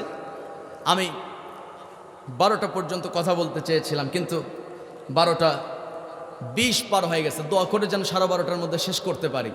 সম্মানিত ভাইয়েরা, যা হয়েছে আমরা বলি আলহামদুলিল্লাহ। তাহলে শুরুতে আমি বলেছিলাম কাদিয়ানীরা কাফের, ভুল কয়টা? একটু জবাব দেন, ভুল কয়টা? শয়তান ধ্বংস হয়ে গেছে, ভুল কয়টা? আদম আলাইহিস সালাম জান্নাতে থাকতে পারলেন না, ভুল কয়টা? বালাম ইবনে বাওরা, এত বিখ্যাত একজন বুজুর্গ, জীবনে যা দোয়া করছে কোনো দোয়া আল্লাহ ফিরায় দেয় নাই। হাজার হাজার মানুষ তার হাতে কালিমা পড়লো, সেই লোকটা কাফের হয়ে মারা গেল। ভুল কয়টা? একটা মাত্র ভুল। এজন্য আমি কি করি? দোয়া করব, সেখানেও আমাকে সাবধান হতে হবে। হুজুর সাহেব, যাত্রার জন্য দোয়া করবেন হবে না। আপনি অমুকের জন্য তমুকের জন্য দোয়া করছেন, আল্লাহ অমুকরে তুমি সংসদে পাঠাও। এমন জনের জন্য আপনি দোয়া করছেন যার চরিত্র সম্পর্কে আপনি জানেন ওই লোকের চরিত্র খারাপ, ওই লোক নামাজ পড়ে না, ওই লোক চুরি বাটপারি করে, ওর জন্য দোয়া করছেন। ও তো সংসদে গেলে ইসলামটারে জবাই করে দিবে। এরকম আছে না নাই? কার জন্য দোয়া করছেন সাবধান। কি কথা বলতেছেন আপনার জবান দিয়ে, ওই জবানের হিসাব একদিন কড়াই গন্ডায় নিবে কে? সুতরাং যা বলবো যা করব একটু চিন্তা ফিকির করে আমরা করব। জোরে বলি ইনশাআল্লাহ। যা কিছু আলোচনা হলো, আল্লাহ আমাকে সহ আপনাদের সবাইকে ঈমানের পথে অটল এবং অবিচল থাকার তৌফিক দান করুক। সবাই একটু চিৎকার মেরে বলি আল্লাহুম্মা আমিন। তওবার নিয়তে সবাই চিৎকার মেরে পড়ছি, আশহাদু আল্লা ইলাহা ইল্লাল্লাহু ওয়াহদাহু লা শারীকা লা ওয়া আশহাদু আন্না মুহাম্মাদান আবদুহু ওয়া রাসূলুহু। চিৎকার মেরে বলছি, লা ইলাহা ইল্লাল্লাহু মুহাম্মাদুর রাসূলুল্লাহ সাল্লাল্লাহু আলাইহি ওয়াসাল্লাম। আল্লাহুম্মা সাল্লি আলাইহি আল্লাহুম্মা বারিক আলাইহি। আলহামদুলিল্লাহি রাব্বিল আলামিন। ربنا ظلمنا أنفسنا وإن لم تغفر لنا وترحمنا لنكونن من الخاسرين। رب العالمين, রাত অনেক গভীর হয়ে গেছে। নদীর কূলে এক সামিয়ানার নিচে আমরা কোরআন শুনেছি। মধ্যরাত বুক ভরা আশা নিয়ে তোমার অনুগত বান্দা, আড়ালে থাকা তোমার অনুগত বান্দিদেরকে সাথে নিয়া হাতটা উঁচু করেছি। হাত ফিরায় দিও না, দয়া করে জিন্দেগির তামাম গুনাহগুলো আল্লাহ তুমি মাফ করে দাও। রব্বুল আলামিন, আল্লাহ তাআলা, আমরা একেবারে চরের মানুষ, নদীর পাড়ে আমাদের বাড়ি। মালিক রে, আল্লাহ তাআলা, আমার ভাইগুলো কোরআনকে ভালোবাসে, আজকে এই কোরআনের আয়োজন করেছে। যারা কোরআনের জন্য শ্রম দিয়ে, সময় দিয়ে, মেধা দিয়ে, অর্থ দিয়ে যারা আজকের মাহফিলকে সফল করলো, আল্লাহ প্রত্যেকের জন্য জান্নাতে আল্লাহ তাদের জন্য সুন্দর বাসস্থান মজুদ করে রেখে দিও রব্বুল আলামিন। বিশেষ করে রব দক্ষিণ টুমচর মৃত ইসমাইল মোল্লা এবং মালিক জান বিবি জামে মসজিদ এবং এলাকাবাসীর উদ্যোগে ৫ম বার্ষিকী তাফসির মাহফিল, এই মাহফিল আল্লাহ কিয়ামত পর্যন্ত আল্লাহ জারি রেখে দাও। আল্লাহ তাআলা, আয় রব্বুল আলামিন, দোয়া চেয়েছেন আমাদের এই প্রোগ্রামের সম্মানিত সভাপতি মহোদয় মুজিবুর রহমান মোল্লা। আল্লাহ দোয়া চেয়েছেন, আল্লাহ ফিরোজ আলম সাহেব, তার মা বাবা নাই, মুজিবুর রহমান সাহেব তার বাপ মা নাই, নিজামুদ্দিন মুন্সি সাহেব সহ আল্লাহ তাআলা অনেকে আমার কাছে দোয়া চেয়েছেন। অনেকের নামগুলো জানি না, কে কোন নিয়তে দোয়া চেয়েছেন, অনেকে দোয়া চাওয়ার সুযোগটা হয়তো পাই নাই। আল্লাহ, কে কোন নিয়তে হাত তুলেছেন, প্রত্যেকের হৃদয়ে লুকিয়ে থাকা মনের আশাগুলো আল্লাহ তুমি কবুল করে না। আয় রব্বুল আলামিন, আমরা যারা হাত তুলেছি আল্লাহ, আমরা কেউ তোমারে দেখি নাই, কিন্তু তোমার ভয়ে নিবৃত্তি নীরবে আমরা তোমার ভয়ে চোখের পানি ফেলি আল্লাহ। আয় আল্লাহ, আমরা কেউ তোমারে দেখি নাই, কিন্তু আল্লাহ বড্ড বেশি তোমাকে ভালোবাসি, তোমার নামে জিকির করি। আয় আল্লাহ, নবীকে দেখি নাই, নবীর জামানায় জন্ম হয় নাই। আয় আল্লাহ, তায়েফের ময়দানে নবীকে রক্তাক্ত করা হয়েছে, নবীর জন্মভূমিতে ওরা নবীকে থাকতে দেয় নাই। কিন্তু ওই সময় যদি আমরা বেঁচে থাকতাম, নবীকে আমরা তার জন্মভূমি ছেড়ে যেতে দিতাম না, প্রয়োজনে জীবন দিয়ে দিতাম। আয় আল্লাহ, জানের চাইতে নবীকে বড্ড বেশি ভালোবাসি, কিন্তু মালিক আমরা তো দূর দেশে জন্মগ্রহণ করেছি, আমাদের নবীর জন্মভূমি তো দূর আরব। আয় আল্লাহ, যাওয়ার সামর্থ্য অনেকের নাই। আমরা যারা হাত তুলেছি অনেকেই তো নবীর রওজা, রবের ঘর, কাবা ঘর অনেকেই আমরা দেখেছি, কিন্তু আমার সঙ্গে যারা হাত তুলেছেন আল্লাহ, আয় আল্লাহ তাআলা এই দক্ষিণ টুমচরের প্রত্যেকটা ভাই বোনকে আল্লাহ তোমার ঘর না স্পর্শ করা পর্যন্ত, নবীর রওজায় গিয়ে সালাম না দেওয়া পর্যন্ত আল্লাহ তুমি কবরে ডাক দিও না। রব্বুল আলামিন, তোমার আমরা দেখি নাই, কিন্তু তোমার ঘরটা দেখে তোমার আল্লাহ বলার সুযোগ আল্লাহ হাতছাড়া করে দিও না। আয় আল্লাহ, আয় রব, আমরা অনেক সময় হিমশিম খেয়ে যাই, সামর্থ্য নাই, কিন্তু আমি তো অনেক দেখেছি যার সামর্থ্য নাই তারেও তুমি কবুল করেছো, যার সামর্থ্য আছে সেই কপাল পোড়া অনেকেই যাইতে পারে নাই। সামর্থ্য বড় কথা নয়, তুমি যদি কবুল করো। আয় আল্লাহ, আমার সঙ্গে যারা হাত তুলেছেন, আড়াল থাকা মা, সামনে থাকা আমার ভাইয়েরা, আয় আল্লাহ প্রত্যেকে তোমার ঘর, কাবা ঘর না দেখে আল্লাহ তুমি কবরে নিও না। আয় আল্লাহ, এই দুনিয়া জুড়ে নবীজি বলেছেন রিয়াজুল জান্নাত, মসজিদে নববীর মেম্বার থেকে যেখানে নবীজি খুতবা দিতেন, ওই মসজিদে নববীর মেম্বার থেকে নিয়ে নবীর রওজা মাঝখানের জায়গাটুকু হলো জান্নাতের টুকরা। এর ভিতরে কেউ যদি ঢুকে, নবীজি বলেন সে যেন জান্নাতে ঢুকলো। ওর ভিতরে ঢুকে কেউ যা চাবে আল্লাহ তুমি নাকি ফিরাই দাও না। আয় আল্লাহ, ওই রিয়াজুল জান্নাত তো অনেকেই গিয়েছে, কিন্তু আমার টুমচরবাসী অনেকেই যায় নাই। রব্বুল আলামিন, আল্লাহ নবীজি বলেছেন ওই রিয়াজুল জান্নাহ নামক স্থানে যে ব্যক্তি ঢুকে নবীর কবর বরাবর নবীকে সালাম দিতে পারবে, তাকে সুপারিশ করে জান্নাতে নেওয়া নবীর জন্য ওয়াজিব হয়ে যাবে। আয় আল্লাহ, নবীকে দেখার সুযোগ না হয় কপালে জুটলো না, নবীর দেশে জন্মগ্রহণ করার সুযোগটাও না হয় কপালে জুটলো না, নবীকে দেখার সুযোগটাও হয়তো কপালে জুটলো না, কিন্তু নবীর রওজা না দেখে আল্লাহ আমাদের কাউরে তুমি নিও না। রব্বুল আলামিন, আমরা যারা হাত তুলেছি আমাদের মধ্যে না জানি কার মা কার বাবা মাটির নিচে শুয়ে আছে। আয় আল্লাহ তাআলা, যখন প্রচন্ড পানি নদীতে থই থই করে, কবর খুঁড়তে একটু খুঁড়তে না খুঁড়তেই মাটি চুয়ে আল্লাহ পানি বের হওয়া শুরু করে। আয় আল্লাহ, ও মালিক, জানি না কার মা কার বাবা মাটির নিচে শুয়ে আছে। মা তো এমন একটা বরকতের ডাক, আরে মায়ের ফোন নাম্বারটা আজও মোবাইলে সেভ করে, কিন্তু আর রিং আসে না। আয় আল্লাহ, বাড়িতে ঢুকি কেউ তো আর বাবা বাবা বলে সামনে আসে না। আয় রব, কেউ তো সুন্দর খাবারগুলো রান্না করে আর বসে নিয়ে থাকে না। রব্বুল আলামিন, জনম দুঃখিনী মায়ের পেটে যখন 10টা মাস ছিলাম, কত রাত মা চোখের পানি ফেলতে ফেলতে নির্ঘুমে কাটিয়ে দিছে। আয় আল্লাহ, সারাদিন কাজ করতে করতে মায়ের শরীরটা যখন ভীষণ ক্লান্ত, দিন শেষে রাতের আধারে যখন নরম বিছানায় একটু শরীরটারে বিশ্রাম দিতে যাবে, রাত গভীর হয়ে গেছে, ঘুমে আচ্ছন্ন থাকা মায়ের পিঠে একটু নড়াচড়া করছি, ব্যথার যন্ত্রণায় মায়ের ঘুমটা ভেঙে গেছে। আল্লাহ, আল্লাহ, বাবা পাশে নাক ডেকে ঘুমায়, বাবার ঘুম নষ্ট হবে, বাবাকে বুঝতে দেয় না।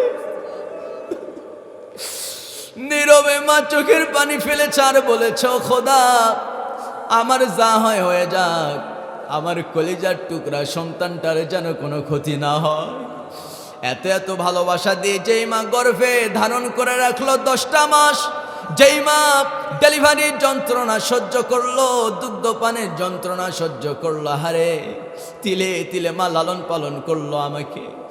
আহারের পরে মাকে কত কষ্ট দিয়েছি, মার চোখে কত না কারণে চোখে পানি ঝরিয়েছি আল্লাহ। আয় রব, বাবা নামক বট বৃক্ষের ছায়ায় আমরা বড় হয়েছি। বাবা তো এমন একটা মানুষ, আহারে যত বাহানা বাবার কাছে বলতে দেরি, পূরণ হতে দেরি হতো না। বাবার হাতটা দইরা স্কুলের বারান্দায় পা রাখছি। আয় আল্লাহ, বাবার হাতটা দইরা জুমার দিনে তোমারে সেজদা দেওয়ার জন্য মসজিদে গেছি। বাবার হাতটা দইরা ঈদের মাঠ চিনেছি, হাট বাজার চিনেছি, কিন্তু ওই বাবা আজকে আমাকে রেখে কবরে চলে গেছি। রব্বুল আলামিন, আজকে বাড়িতে বড় দামি খাবারের আয়োজন হয়, কিন্তু আমার মা থাকে না, আমার বাবা নাই। আয় আল্লাহ, যেই বাপ মা আমাকে আয় আল্লাহ তাআলা নিজে খেয়ে না খেয়ে আমারে দামি খাবারগুলো খাওয়াইছে, আজকে দামি খাবারের আয়োজন বাড়িতে হয়, কিন্তু মা বাবার কথা বড্ড মনে পড়ছে। আল্লাহ, যেই বাপ মা আমাদেরকে ছোট থেকে লালন পালন করলো, দামি দামি খাবারগুলো নিজে না খেয়ে আমাদেরকে খাওয়ালো, নিজে দামি না জামা পরে আমাদেরকে পরালো, ওই বাপ মার দেহের চামড়া জাহান্নামের আগুনে জ্বালায়ও না। আল্লাহ, আমাদের বাপ মাকে তোমার জান্নাতে কি একটু জায়গা দেওয়া যায় না? আল্লাহ শিখাচ্ছেন, ও বান্দা, কে আছো নিজের মা বাবাকে নিয়ে জান্নাতে আরামে আয়েশে জীবন কাটাতে চাও, তাদের জন্য আমি দোয়া শিখায় দিলাম। আল্লাহর শিখানো বাপ মার গুনাহ মাফির দোয়াটা সবাই ঠোঁট মিলিয়ে মিলিয়ে একটু চোখের পানি ফেলায় আল্লাহর কাছে, আল্লাহর ভাষায় চেয়ে নেই, রব্বির হামহুমা কামা রব্বায়ানি সগীরা, রব্বির হামহুমা কামা রব্বায়ানি সগীরা। রব্বুল আলামিন, আল্লাহ এই মাহফিলকে কবুল করে নাও। আল্লাহ, আজকে কোরআন আছে বিধায় সেই কয়েকশো মাইল পথ অতিক্রম করে আল্লাহ এই ভাইদের ভালোবাসা, আমার আল্লাহ টুমচরবাসীর ভালোবাসা এখানে চলে আসছি। কোরআন আছে বিদায় আজকের এই মাহফিল। আল্লাহ, কোরআনের জন্য এত সুন্দর আয়োজন, আল্লাহ এই মাহফিলকে কবুল করে নাও। এই এক সামিয়ানার নিচে তোমার হাবিবকে নিয়ে আলোচনা হয়েছে, মালিক রে তোমার নিয়ে আলোচনা হয়েছে।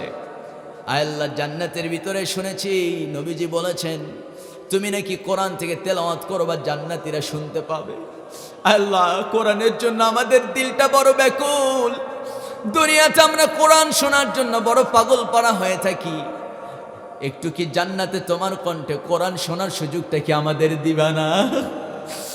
আল্লাহ, জান্নাতের ছাদের নিচে আমাদেরকে একত্রিত করে তোমার কণ্ঠে কোরআন শোনার সুযোগ দিও মালিক। আল্লাহ, আমাদের কাউরে বঞ্চিত করো না। রব্বুল আলামিন, আমরা যারা হাত তুলেছি না জানি আমাদের মধ্যে কার না কার কাফনের কাপড়গুলো ফ্যাক্টরির ভিতরে তৈরি হয়ে গেছে, কোন বাজারে কোন দোকানে না জানি কার না কার কাফনের কাপড়গুলো এসে হাজির হয়ে গেছে। আল্লাহ, মসজিদে মুয়াজ্জিন দিনে 5 ওয়াক্ত নামাজে মাইকে আজান দিয়ে দেয়, মাঝে মধ্যে ওই মাইক চালু করে আজান না দিয়া আমাদের প্রতিবেশী আপনজনদের মৃত্যুর ঘোষণা দেয় রে। কোন দিন জানি ওই মাইকে আমার সিরিয়ালটা চলে আসবে, আমার নাম, মৃত্যুর সংবাদ সবাই শুনবে মুয়াজ্জিনের কণ্ঠে। আল্লাহ, আমল তো কিছুই করলাম না, দুনিয়া নিয়ে ব্যস্ত মালিক রে। আল্লাহ, তুমি আখিরাতের মহব্বত, জান্নাতের মহব্বত, তোমার নবীর মহব্বত, তোমার মহব্বত আমাদের হৃদয়ে পয়দা করে দাও।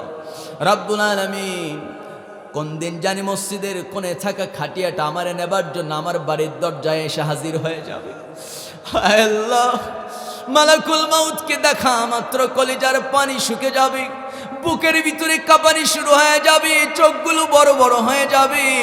ওই ভয়ঙ্কর পরিস্থিতি আমাদের পড়তে খেলে যেহোবায় কোরআনের শ্রেষ্ঠ বাণী কালজয়ী কালেমায়ে তাইয়্যিবা জান্নাতি মধুর বাণী জারি করে দিও, লা ইলাহা ইল্লাল্লাহু মুহাম্মাদুর রাসূলুল্লাহ।